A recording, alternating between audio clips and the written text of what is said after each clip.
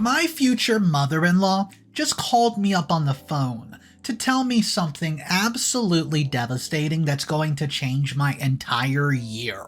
Because I was planning something and now she's ruined it all. I'm getting ahead of myself. Let's start at the beginning and I'll tell you how much of a nightmare she really is.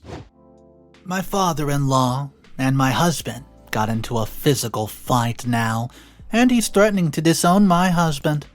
Just a quick recap before we return to this dumpster fire that's my family life. I got diagnosed with ulcers and had to be hospitalized for a few days. I got my treatment and soon I was able to go back home. My husband was handling the issues with the court case, so far there has been no update. The only thing that I knew was that my mother-in-law was up for bail. The days passed by very painfully and I could not really eat or sleep. When I was not thinking about my wedding, I was thinking about my court case. In the end, my sister decided that she was going to stay with us for a while just until I got better. We had space on the sleeper couch, so she slept there and I was in and out of it for a few days, feeling very apathetic. After a while, I felt good enough to go to work. Within that week, things took a turn for the better. I got a call from my lawyer saying that he needed to discuss the case with me, so I took my sister with me to hear my fate. He told me that the commissioner had no choice but to drop the charges against me because there was simply no proof. There was no evidence that I was even there, and my husband was my alibi. In addition, Steffi had made a statement in support of me. I was relieved that at least one thing was sorted. I hoped that once word got out that I had been exonerated, I would be able to finally get married. It had been too long, and I just wanted to get it over and done with. However, when we got home, it was a commotion outside. Brian and my father-in-laws were going at it. My father-in-law was saying something about how I had thrown his wife under the bus. Meanwhile, Brian was telling him to leave. We tried to get them to leave each other alone, but they were both so angry, and as we were trying to physically separate them from each other, I felt the wind being knocked out of me. I was on the ground and in excruciating pain before I knew it. My sister was by my side and checking up on me just a second later. She told my father-in-law to leave. He was making things worse for us. He then looked at me and told me to stay away from his son. And all I've ever done since I met him has made his life complicated, apparently. He did not get a chance to continue because Brian sucker punched him. They looked at each other before he got into his car and left. What followed after was chaos. The same family that had taken her side from the very start began to harass me. They said that there was no need for me to report her to the cops. By doing so, I had put her mental health at risk. They said that I'd always had a personal agenda against her, even though she had been nothing but kind, and I knew that she had brainwashed them. They then requested that I meet with them immediately, and the woman who said they wanted to meet with me were my future father-in-law sister, Viola, and Harriet. They said that they represented the whole family, and they simply wanted to talk to me about my sister's behavior. I went there, hoping to make them see reason like the fool that I am. Instead, it turned out to be an ambush. They somehow knew about my mom and the kind of person that she was. They said that me and my sister were lashing out because of being traumatized by our mother, being a crackhead. They said that maybe I should try and find my mother and just leave the whole getting married thing alone. Then they said that no wonder my sister was having trouble in her marriage. I had to laugh when they said that because she was more than happy in her marriage, but she looked very guilty when they mentioned it, and I decided not to question her further. They then told us that my future mother-in-law was a very important member of the community, and it would not do us well to ruin her reputation like this. They needed me and Steffi to withdraw our statements. I told them that I would not let them bully me when they did not know about my full story. I told them that she was going to have a fight for her freedom like I had mine. Viola then said that surely I was not willing to lose Brian over this. I told them that my husband had been on my side from the very start, and the only problem was that side of the family who were so brainwashed by her. Harriet then said that there's no point in trying to argue with me. They would find other ways to convince me. I left, feeling very frustrated and angry, and when I got home, Brian did not feel any better. He was telling me about his dad and was thinking of pulling out some deals that they made together.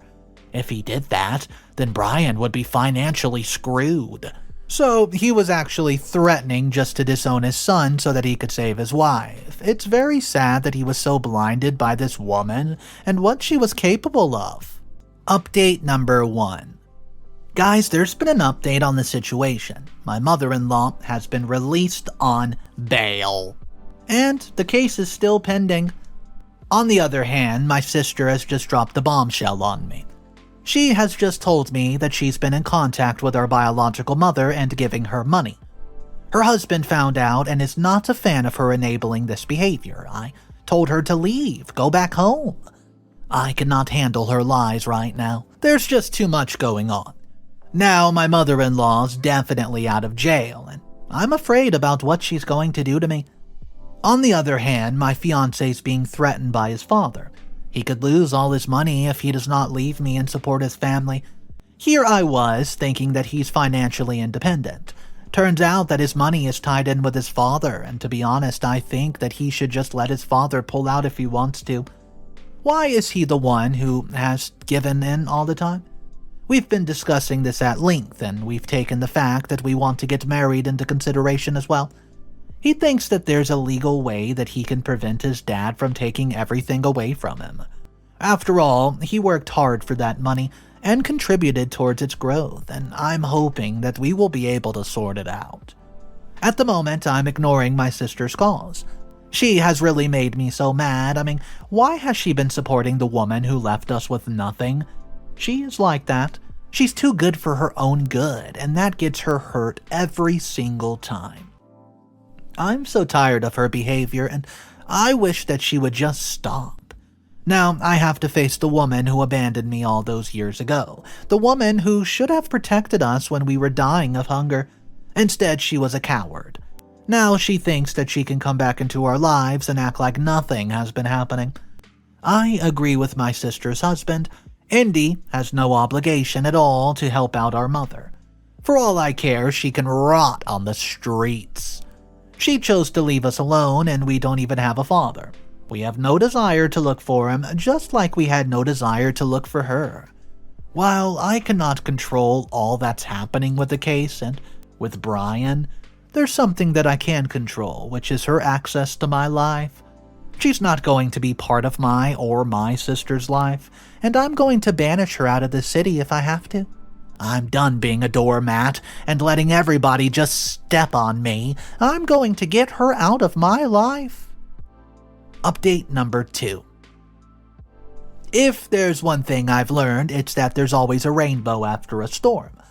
I've also learned that faith will get you anywhere. My life's taken a complete 180-degree turn since the last time I've updated.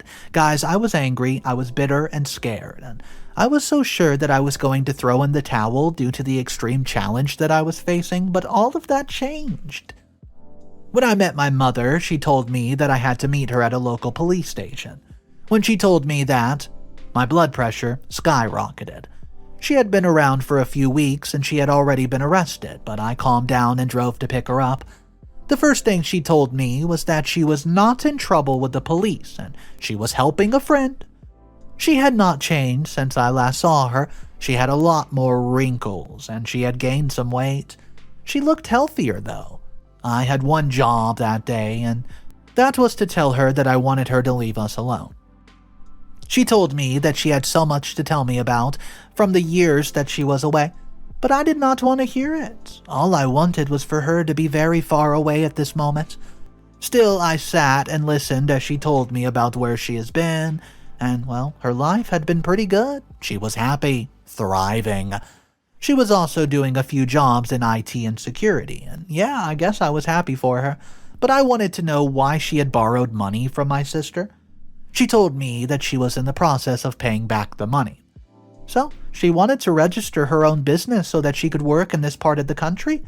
Here, she was claiming that she really wanted to make our relationship work. I told her that I wanted her to stay the hell away from me. I left her sitting there, and I was beyond angry. As if Indy could not text me at the wrong time, she let me know that she's really needing me to come to a certain restaurant that she was at. She said that she wanted to fix things between us and make up for it. She also told me that it was her husband's birthday and she wanted to celebrate.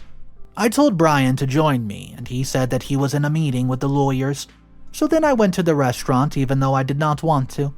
When I got there, I was bombarded by my sister and Steffi. They told me that they did not have time. They needed to get me ready and basically dragged me to another store. My questions fell on deaf ears as they did not, tell me anything, and they just did my makeup and my hair. However, when they started dressing me in the white dress, it clicked for me. I was getting married. They laughed when they saw the look on my face, and they said that they've decided to take one thing off my plate at least. They said that their bridesmaids' dresses were getting too tight, so I had to get married now. I have no idea how they managed to get a hold of my dress and make sure it perfectly fit, but they did it. When we got to the venue, my future husband was there. He was waiting for me at the end of the aisle like I'd always dreamt of.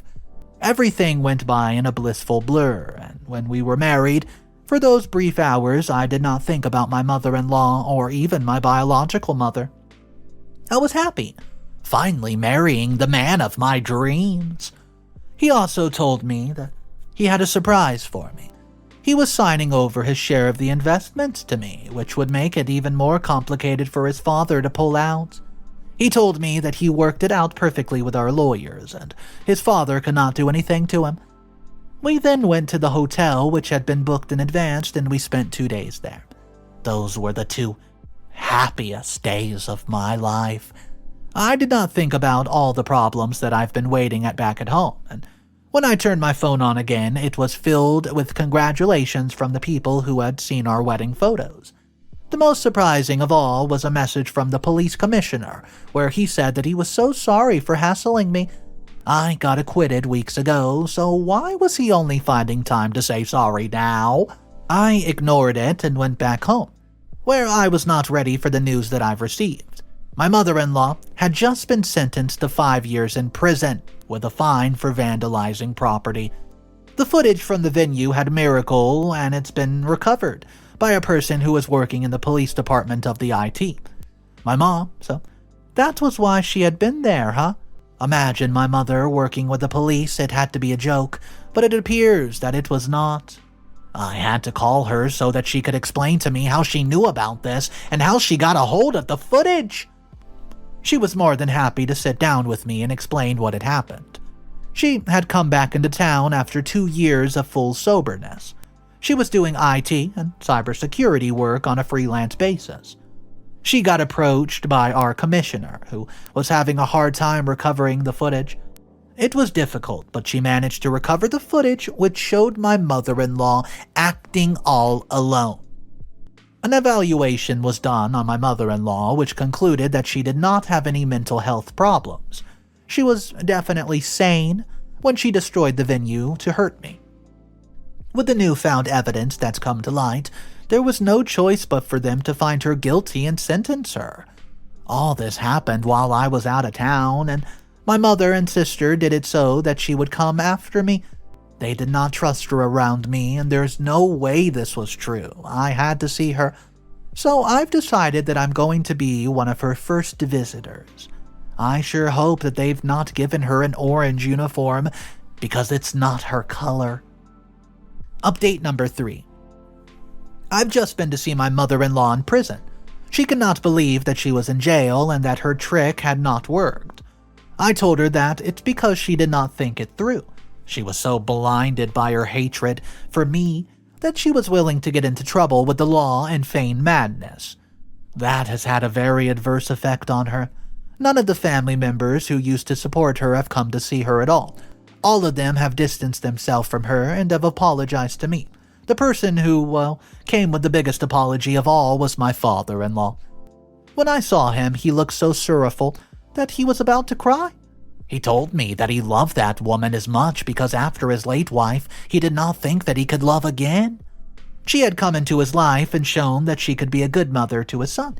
He said that he really believed that her mental health was suffering and that I was being unfair to her. But once the test proved that she was sane, she confessed to what she had did and asked him for forgiveness. He was now here to do the same to me and Brian. He told us that he was sorry for how he treated us, and he said that he was sorry for threatening Brian when he believed me. He wished that we would forgive him soon.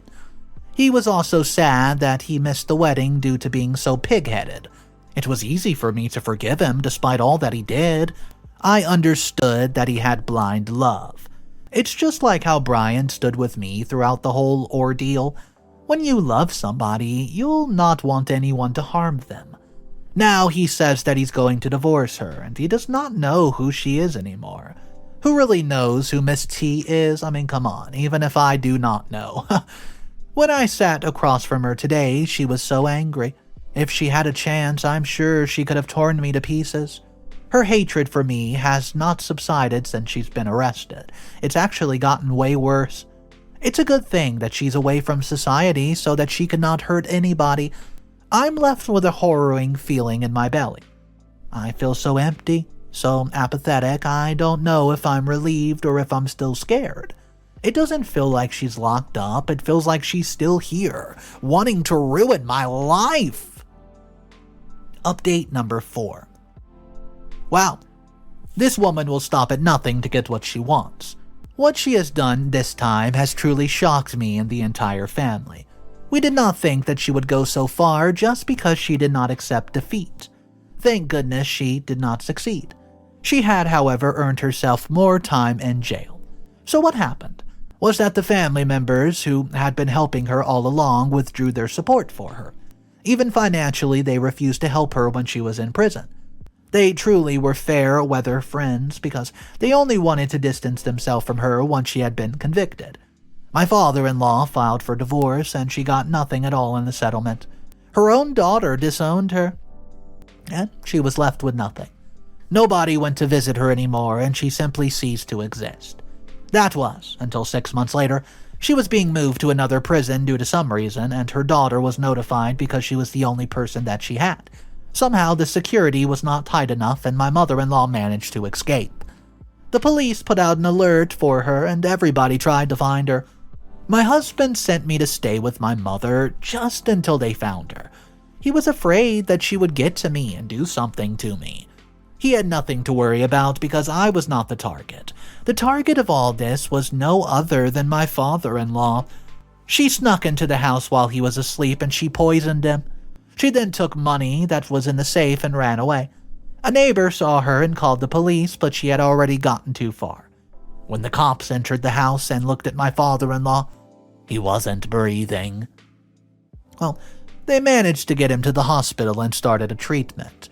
Since they had no idea what he had been given, they had to keep him under observation till they knew for certain what it was that she gave him. Lucky for us, the cops managed to catch her before she got too far, and an investigation was done into how she managed to escape. They did manage to find out what she gave my father-in-law, and they saved him. Since he was okay and she was back in prison, I was able to move back home, and the time spent with my mom was very productive. We got to know each other better and caught up on all that's happened. I think I was now ready to forgive her and move on. We were all just so shocked by my mother-in-law's last desperate attempt at getting freedom and taking a bit of revenge. But at least my father-in-law was recovering. So, later that week, after my father-in-law was back home, there was even more news that brought more shockwaves into our town. Nobody could have ever thought that she had such an accomplice. Why would this person ever help her after all that she's done? Well, I guess money will make anyone do anything. And when she was found with a bag of money, they also found out that she had a fake passport and tickets to board a plane. They traced the person who bought the tickets, and even though he tried to hide it, there's no escape for our dear commissioner. He helped my mother-in-law escape, and he bought her a ticket to the country where his wife stays. So, she confessed to everything once she was confronted, and it appeared that she wanted to get out of prison and leave the country. She heard from some inmates that there was somebody who could have helped her if she gave the person money. A prison break is not something that is easy, nor is it the common. But for the right amount of money, she was going to be out. And the commissioner was so desperate for that money. His wife was divorcing him and she had gotten his assets frozen, you see. My mother-in-law got her hands on the info and he was cash-strapped and made a deal with him. I don't know how she managed to convince a man who has acted so honorable for all these years, but she managed to do it. I guess he's not so honorable as he acts. Everyone has a price. She was supposed to break into the house and take all the money that was in the safe, which was $1 million. I have no idea why my father-in-law keeps so much money at his house. It's his retirement probably, but that's not important. She diverted from the plan when she also tried to kill my father-in-law in the process. That slowed her down and that got her caught. Once the cops finished the investigation and linked her to the commissioner, the plan was ruined. So to save face, she decided to snitch on him. Well, at the moment, he's been suspended and is under investigation. As for her, she has had 6 more months added to her sentence. And there's definitely no way that she's getting parole. It makes me happy to know that her plan backfired, and she's right back where she started. In addition, she's being moved to another prison, and this one is much worse than the one she's in now. Steffi also says that she's going to stop supporting her financially. She's been doing it because she feels sorry for her, but now she's going to stop. I'm not mad at all that she's been helping her out. Steffi is not cruel, so I guess that's the end of it. Update number 5. Here I was, guys, just thinking, my life would go back to normal. Alas, it has not, because my mother has chosen to disappoint again. I had forgiven her for abandoning us those years ago, and I even decided that we were going to move forward and be a happy family with Indy. However, she's not ready to grow up. Until then, she cannot be a part of my life. I thought the mess with the commissioner was over. I thought that he would just lose his job and we would move on with our lives and not have to deal with him. After all, we have had to deal with a lot due to him abusing his power. I was finally ready to start my married life with my husband, properly. We were already planning which schools we were going to take our little kids to. My mother and sister were going to be a big part of our lives, but what I found out today has made me change my mind, and I don't want her anywhere near me or my family. She's no worse than my mother-in-law. So, what happened is that I decided to visit my mother. I had a surprise for her, something that I've been wanting to show her for a couple of days. I knew that she would be very happy with the news, so I bought us a cake to celebrate and non-alcoholic wine. When I got to her house, the door was already slightly ajar, so I did knock. I went into the kitchen and put the wine in the fridge, then I called her, and I heard something like a crash in the direction of her room, so I ran up to check on her. I wish I had left that damn door closed. I walked into a sight that no daughter ever should. It was my mother and our dearest commissioner in a very compromising situation. I was shocked that I found myself backing away, and then I made my way back to the kitchen. She ran after me, trying to compose herself. No matter how much she tried to, it just showed who she was, which was a homewrecker.